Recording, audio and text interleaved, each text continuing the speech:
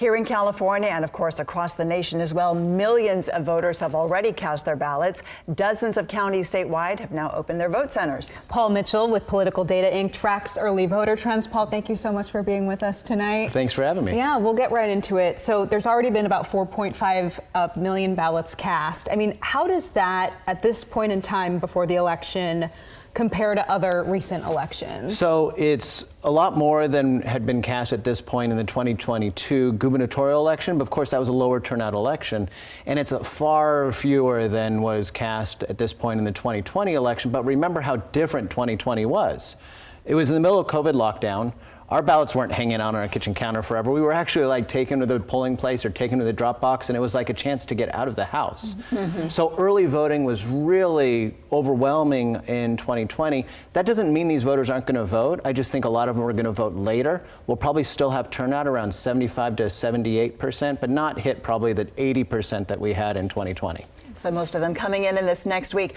Obviously, the race for president is generating a lot of interest, and especially with the race being so close. But what are some of the other issues that are driving voters to the polls or getting them to fill out those ballots? Yeah, so in some elections, like in the 2022 election, the abortion ballot measure, Prop 1, really drove a lot of turnout. We even saw in some places where turnout really peaked because of that ballot measure, even though there wasn't a lot on the ballot in terms of competitive races.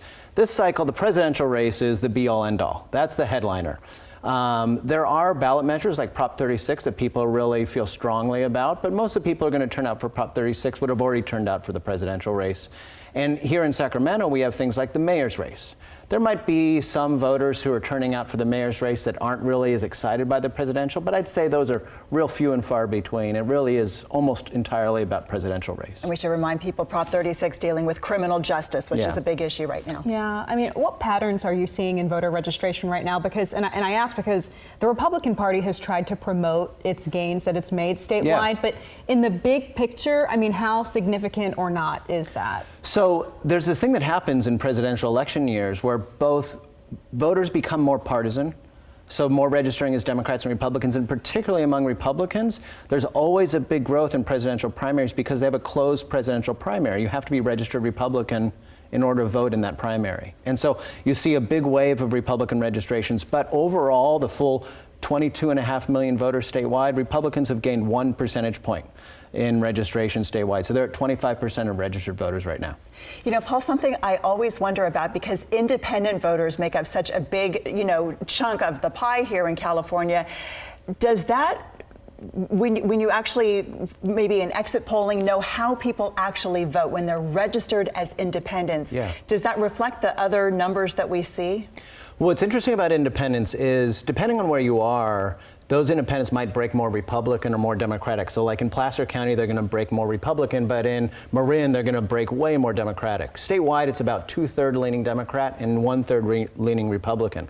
One thing a lot of the viewers might not know is that when they're registered independent, sometimes companies like PDI, like our voter data company, will actually know that this person used to be a Democrat or they used to be a Republican. And so campaigns will treat them like Democrats or Republicans. There will be a little flag on their voter record to say they donated to a Democratic campaign or they used to be a Democrat. And so they'll treat them like a Democrat in terms of targeting and turnout. Okay. Just come election night, are we going to have any answers on November 5th, or do you think it's going to take a while? I think we'll have a lot of answers. But as we've seen the way that ballots get counted, first they're going to count all those early votes.